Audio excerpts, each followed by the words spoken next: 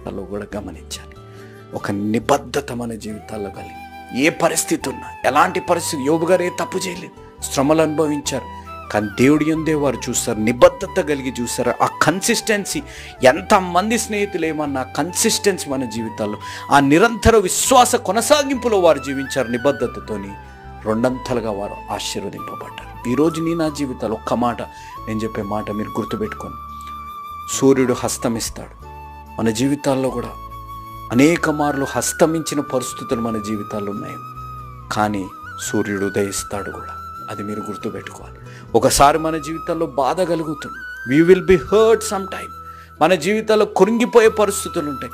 ఆ హర్ట్ని దేవుడు హల్లెలూయా అనేటట్టు మార్చగలిగిన దేవుడు. నీ కన్నీరు కార్చే ఆ బింబాన్ని దేవుడు ముత్యంలాగా మార్చగలిగిన దేవుడు. He can turn the tears into the pearls అనేది మన జీవితాల్లో గ్రహించాలి. అంత గొప్ప దేవుడు మన జీవితాల్లో ఉన్న